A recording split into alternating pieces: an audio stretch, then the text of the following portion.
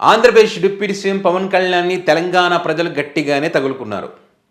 అధికారం ఉంది కదా అని చెప్పి నోటికి ఎంత వస్తే అంత మాట్లాడతానంటే ఆంధ్రప్రదేశ్లో ప్రజలు ఇక వాళ్ళకి తప్పదు కాబట్టి భరించాలి కాబట్టి వాళ్ళు ఊరికే ఉంటారేమో కానీ మేము రోషం పౌరుషం ఉన్నవాళ్ళమని చెప్పి తెలంగాణ ప్రజలు పవన్ కళ్యాణ్ గురించి మాట్లాడుతున్న మాటలు వింటే నిజంగా అవసరమా ఇది అనిపిస్తుంది.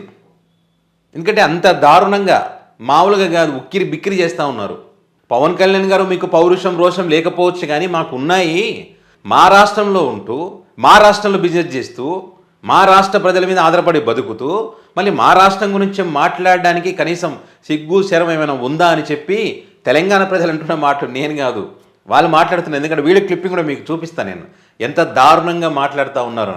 మరి దీనికి కౌంటర్గా తెలంగాణలో ఉన్న జనసేన పార్టీ వాళ్ళే మాట్లాడుతూ ఉన్నారు. వాళ్ళు కూడా నవ్వులు పాలవుతున్నారు. అంటే తెలంగాణలో ఉండి తెలంగాణ గురించి మాట్లాడితే మీ నాయకుడు అనేంత మాత్రాన వెనకేసుకొస్తారా, మీకు పౌరుషం రోషం మీకు లేదా అని చెప్పి వాళ్ళని కూడా తిడతా ఉన్న పరిస్థితి. మొన్న జడ్చర్ల ఎమ్మెల్యే అనిరుద్ధ్ రెడ్డి గారు మాట్లాడినటువంటి మాటలు మీ అందరికీ తెలుసు. చిరంజీవి లేకుంటే పవన్ కళ్యాణ్ లేడు, పొత్తు లేకుంటే గెలవలేడు, ఇంకో 70 సంవత్సరాలను నువ్వు సీఎం కాలేవు, జగన్మోహన్ రెడ్డి ఎదుర్కోలేక పొత్తు పెట్టుకున్నారని చెప్పి ఆయన మాట్లాడినటువంటి మాటలు పెద్ద ఎత్తున వైరల్ అయినాయి. ఇప్పుడు కాంగ్రెస్ పార్టీ ఎమ్మెల్సీ బల్మూర్ వెంకట్ ఏం మాట్లాడారు ఒకసారి. Cinema hero Andhra Pradesh deputy CM Pawan Kalyan Telangana రాష్ట్రం గురించి తెలంగాణ ప్రజల్ని అగౌరవపరిచే విధంగా మాట్లాడడం అనేది చాలా బాధాకరం. గతంలో సినిమాలు ఆడేటప్పుడు తెలంగాణ రాష్ట్రం అంటే నాకు అపారమైన ప్రేమ ఉంది, అపారమైన గౌరవం ఉంది అని మాట్లాడిన నువ్వు ఈ రోజు ఆంధ్రప్రదేశ్ కి డిప్యూటీ సీఎం రాగానే మతి స్థిమితం కోల్పోయి నీ స్వార్థ రాజకీయాల కోసం తెలంగాణ రాష్ట్రం గురించి రకంగా మాట్లాడడం అనేది చాలా బాధాకరము.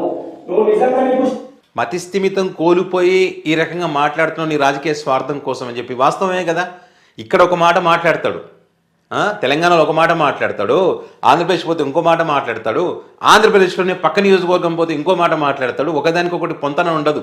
ఈరోజు వాళ్ళు నేను తిడుతున్నారు మాట్లాడుతుంటే దానికి కారణం ఎవరు? మీరు మాట్లాడినటువంటి మాటల యొక్క ప్రభావమే.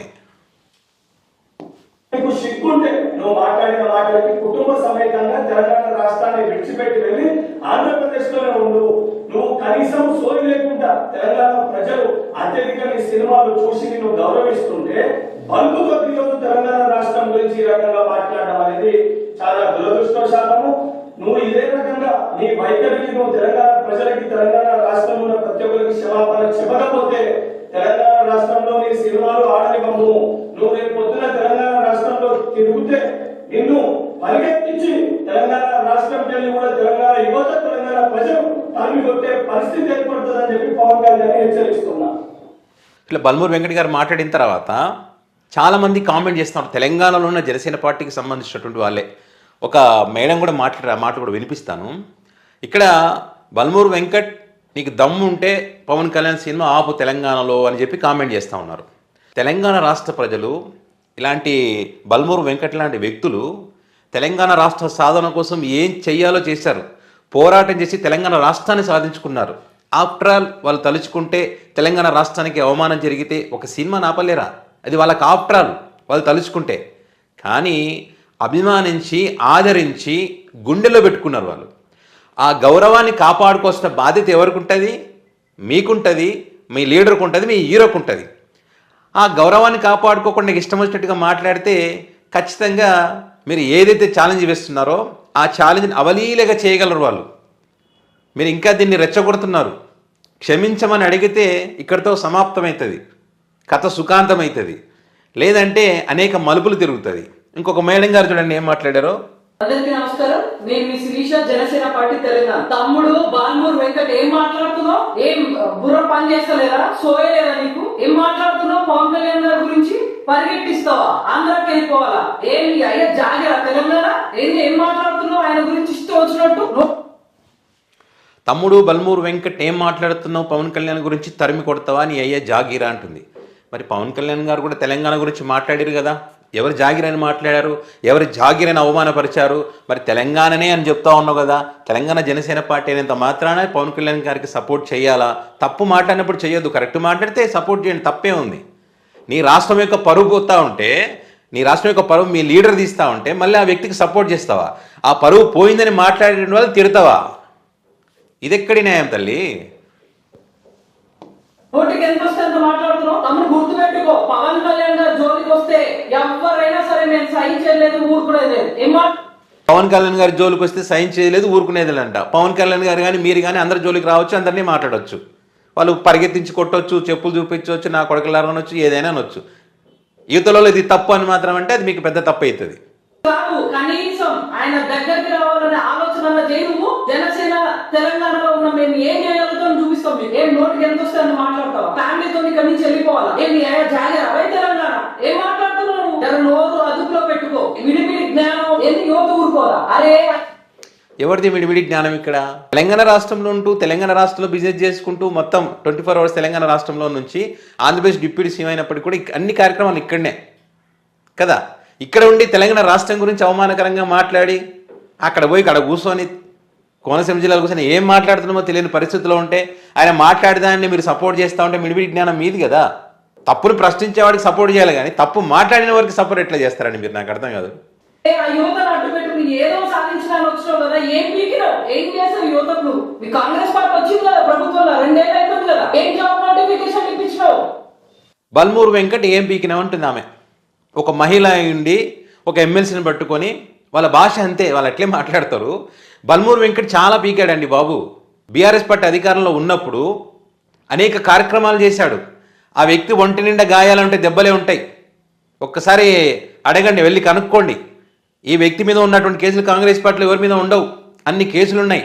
ఇదంతా తన కోసం చేసుకున్నది కాదు, తెలంగాణ రాష్ట్ర ప్రజల యొక్క సమస్యల కోసం, తెలంగాణలో ఉన్న యువత కోసము, వాళ్ళందరి కోసం ఫైట్ చేశాడు.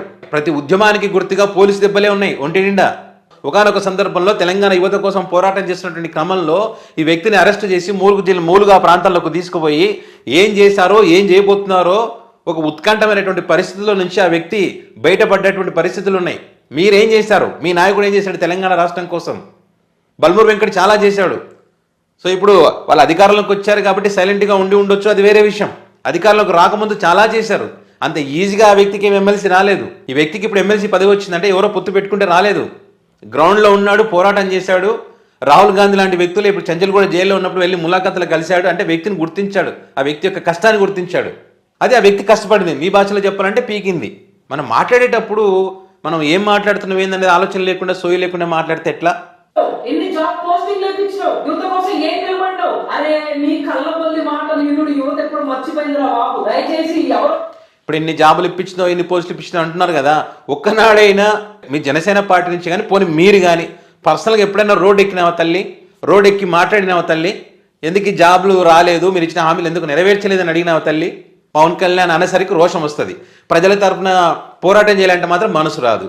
అనిరుద్ధ్ రెడ్డి గురించి మాట్లాడుతారు, ఇప్పుడు బల్మూరు వెంకట గురించి మాట్లాడుతారు, ఇంకా ఎవరైనా మాట్లాడితే వాళ్ళ గురించి మాట్లాడతారు.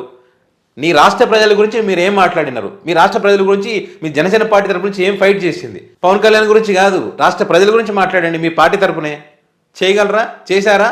లేదు.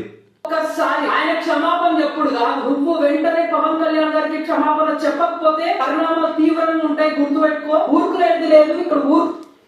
చూడండి ఎంత విచిత్రం. అక్కడ తప్పు చేసింది ఎవరు, క్షమాపణ చెప్పాల్సింది ఎవరు? ఇప్పుడు పవన్ కళ్యాణ్ గారు ఆ మాట అనుకుంటే తెలంగాణ ప్రజలు కానీ వీళ్ళు కానీ ఇలాంటి లీడర్లు కానీ మాట్లాడరు కదా, వాళ్ళ పని వాళ్ళు చేసుకుంటారు కదా. ఆయన మాట్లాడాడు కాబట్టి అది తప్పు అని వీళ్ళు ఖండిస్తూ ఉన్నారు. మీరు వెళ్ళి అని చెప్పాలి, సార్ ఇట్లా తెలంగాణ రాష్ట్ర ప్రజల మనోభావాలు దెబ్బతిన్నాయి, బాధపడతా ఉన్నారు, నేను వేరే ఉద్దేశంతో అన్నానో లేదో ఏదో ఒక రకంగా ఒక మాట పెట్టండి సార్ అని మీరే అక్కడికి కదా చెప్పాల్సింది. బల్మూరు వెంకట్ని, అనిరుద్ధ్ రెడ్డిని, తెలంగాణ ప్రజలని వాళ్ళనంటే ఎట్లా? ఆయన నీళ్ళకాలు పట్టుకుని పదవులు తెచ్చుకోలే. 100% స్ట్రైక్ రేట్ తో ఉప ముఖ్యమంత్రి అయిండు తమ్ముడు. ఇది పెద్ద జోక్. అంటే దేశం మొత్తం తెలుసు పొత్తు పెట్టుకుంటే తప్ప గెలవలేని పరిస్థితి, చివరికి పొత్తు పెట్టుకుంటేనే గెలిచాడు అక్కడ. అది కూడా పిఠాపురం నియోజకవర్గంలో వర్మను పక్క పెట్టి ఆ సీటు త్యాగం చేస్తే, వర్మ వాళ్ళంత కష్టపడితే పవన్ కళ్యాణ్ ఎమ్మెల్యేగా గెలిచిండు, డిప్యూటీ సీఎం అయ్యింది. ఇప్పుడు మిడిమిడి జ్ఞానంతో ఎవరు మాట్లాడుతున్నట్టు? ఇప్పుడు ఇక్కడ బల్మూరు వెంకట్ మాట్లాడుతున్నట్ట, అక్క మాట్లాడుతున్నట్ట. సో ఇది పరిస్థితి. సో మొత్తానికైతే తెలంగాణ రాష్ట్ర వ్యాప్తంగా చాలామంది కూడా పవన్ కళ్యాణ్ గారి మాటలకు ఉద్దేశించి ఏకీపారిస్తున్న సందర్భం. వీళ్ళు మాత్రం పాడిందే పాత పాట అని చెప్పి అదే పాటనే పాడుతూ ఉన్నారు. ఏదో ఎలివేషన్ ఇచ్చుకునే క్రమంలో అక్కడ కూడా అక్కలాగా మాట్లాడి ఇట్లా అడ్డంగా బుక్ అయ్యే పరిస్థితి. నవ్వుల పాల్గొనడం తప్పితే ఏమీ లేదు ఇక్కడ.